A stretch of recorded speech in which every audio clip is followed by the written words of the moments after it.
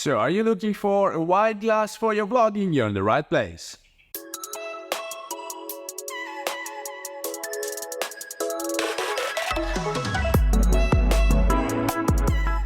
Hello everybody, welcome back to the channel. Thomas Love from One Lens Only. Today we're gonna talk about the options you have if you want to have a wide glass for your vlogging, because I know I use the One Lens Only, which is my 50mm Zeiss f1.8, but then it's not wide enough, because if you want to vlog and go around, well, I will have to keep it at a very long distance, so I will need a huge stick and then my shoulders will not be able to keep it lifted for that long, and so I need a wider glass. I think you do the same thing. You need the same thing, because unless you have a very big house, you need a wider glass if you want also to shoot a talking head. But then also this was a problem with my 55mm, because I was fed up of lavalier mic, and so I have a boom mic mounted directly in the hot shoe of my camera, but then I need to stay at distance, and so you have some troubles with the audio. You need to clean the audio, and so guys, long story short, we need a wide glass. I used to have a 28mm f2 from Sony, but this is not wide enough.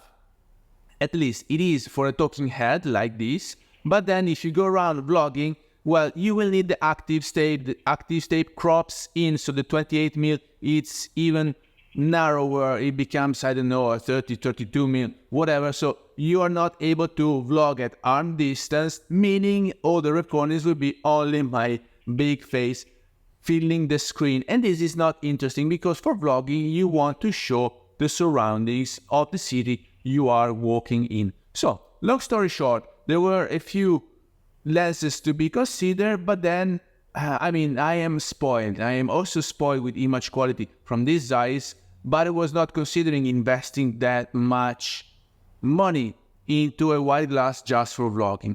The occasion came when I saw the chance to purchase the Viltrox 20mm f2.8 for a bargain price. What do I mean bargain price? This glass is already cheap by itself, but if you find it with a great offer, well, it's a steal. And so I got it for 136 euros, taxes and shipping included. Now, I did a very quick unboxing. It was not so good because it was so close, and with my 55mm it's struggling. It's not a macro lens, but this is what I got. It's a very small and compact glass. Of course, it's made of plastic apart from the mount, which is metal. It has the EXIF contacts, so it can talk to the camera, and it has autofocus. Autofocus, to me, it's mandatory, because otherwise how can you do some vlogging? Well, of course, you could manual focus and keep it at the same distance, but autofocus, it's a great help. And so I went for this glass for only 136 euros, including shipments and delivery. Glass, I still have to try it out, so let's see together. I will try to mount it right now on my camera, and let's see how the image quality changes, and then we will go out for a quick vlogging, so we will see if the active tape within the Sony works also with the Viltrox, and we will see if the clear image zoom from the Sony works also with the Viltrox. So what happened? We are on the Viltrox right now, 20mm f2.8. I had to close it down to 3.2 because otherwise it was too bright. What really happens is that I'm far closer to the glass. See, now I can touch the tip of the lens, and I'm far closer to the mic, and so this makes my life way easier. Also brighten the scene when you are so close. This is a very good focal length if you need to shoot talking head or for vlogging. And so I have nothing to say right now, because I still have to experience the glass. This is the very first time I'll mount it on my Sony, so let's see together how it behaves, and I will try right away to see if I can zoom in. So bear with me, I will now turn around to the other side of the camera. What happened? As you can see, I was able to use the clear image zoom. So now I'm all zoomed in. I might need to make it a bit brighter, like that. So yes, the clear image zoom works also with the Viltrox. Let's see if I'm able to activate the active state. So bear with me, I will go to the other side of the glass again to use the menu.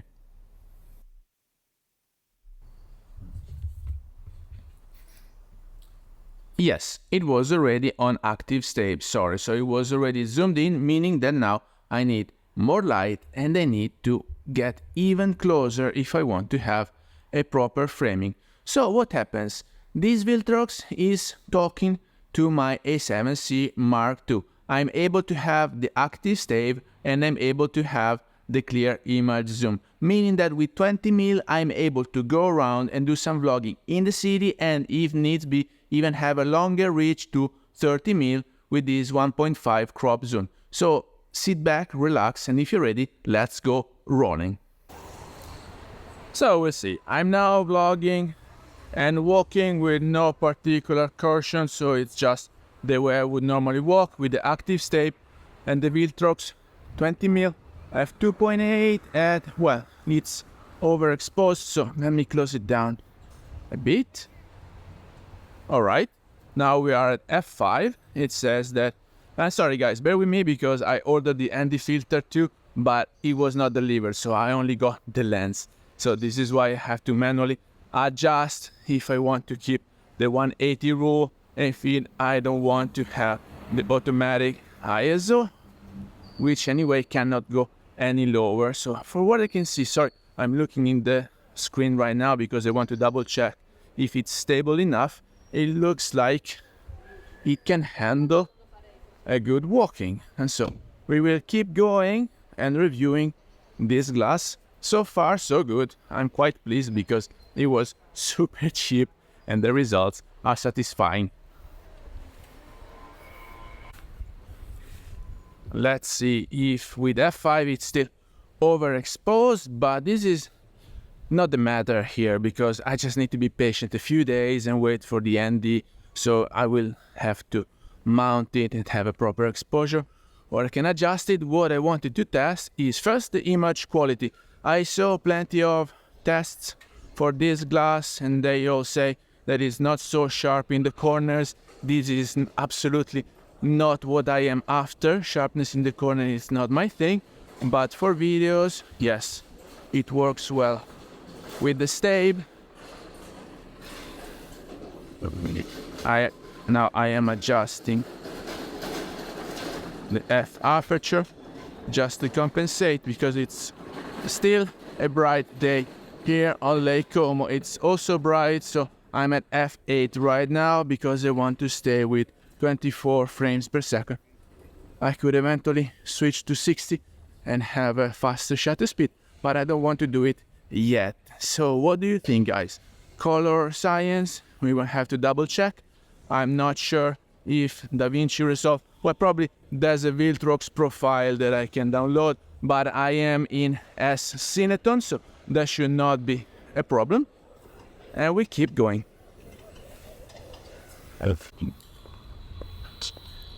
Alright, it's still catching my eye with this autofocus, it's working well. I switched to 60 frames per second, so now the shutter speed is 1/25th of a second, so we have far less light coming in, and I was able to open to f5 because I didn't want to have that much of a depth of field. Let's just try it, going to f2.8, which is 1.3 f-stops overexposed. If we have some background separation, well, it's not so impressive compared to my Zeiss, of course, but that's an f1.8 glass, so it's way faster. I feel so free going around without the lavalier mic. You cannot imagine. I feel so free that I don't have to charge and install a lav mic. I just put the boom mic in the hot shoe and I'm ready to go. Guys, I think this is a great setup, so now we will take down the mic and I will see if I'm able to shoot some nice picture with the clear image zoom, assuming I can do it for photography. And stay tuned because then we're gonna wrap up.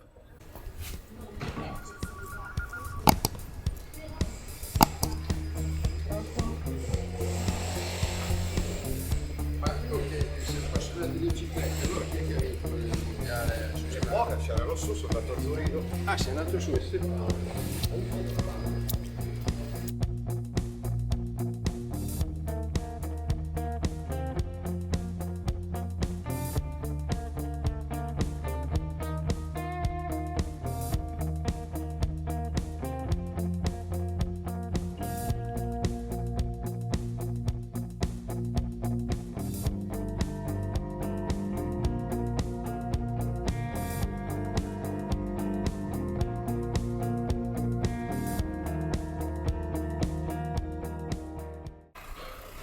Granny and that bug. I can do it. Alright, so we are approaching the square of the Duomo here on Lake Como. It's wide enough to have interesting framing when recording videos, as you can see.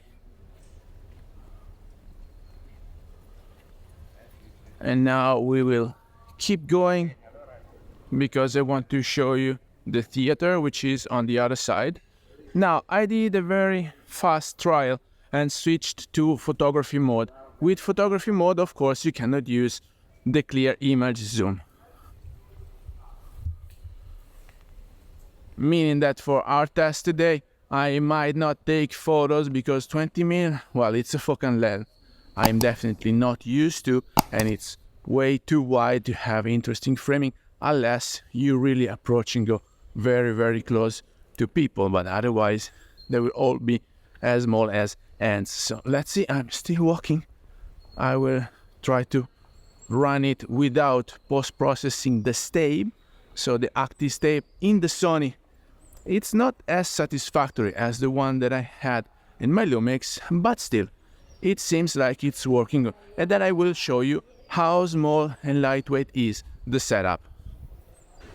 Now, very quickly, I wanted to show you how small and lightweight is the setup. I'm now using my Motorola to record the Sony because I want to show you this mic, which I mounted in the hot shield. And then you have the screen to see what you are recording and to do a proper framing while you are talking. And this Ulanzi standee, which I purchased for the 1-inch sensor camera that I had prior to this Sony. I will show you how small it can become. We can all go down to this height, and then eventually, what am I doing for vlogging? You just pick it up and you compact the tripod, and then, as you can see,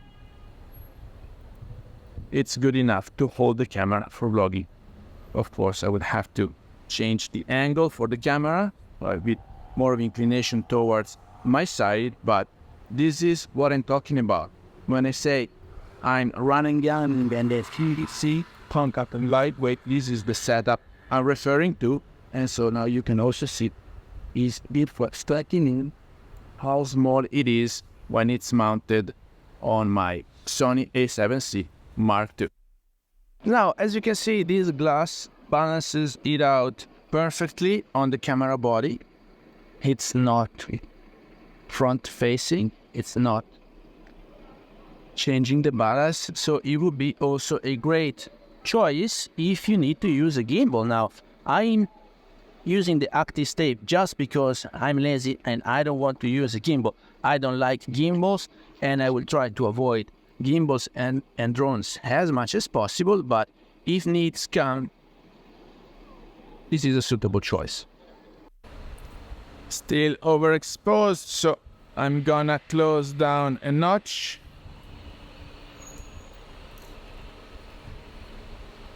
So you will be able to see the theater and the mountains behind me.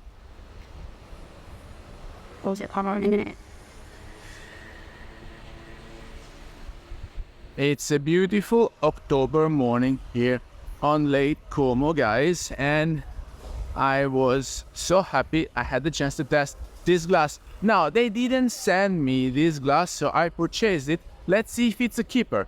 So I purchased a Chinese glass via a Chinese retailer because the offer was on AliExpress, meaning that I have 90 days to send it back if you're not satisfied with the purchase. So far so good. So guys, I hope you got some value out of this video. If you did, please remember to like it, share it on social media, subscribe to the channel so you won't miss the reviews to come. And I guess I will see you later. And this is a farewell from Lake Como. Stay tuned because I'm gonna show you this city how it really is when it's not the fancy summertime, when there are no celebrities around, how it is to live on Lake Como when it's not fancy time of the year.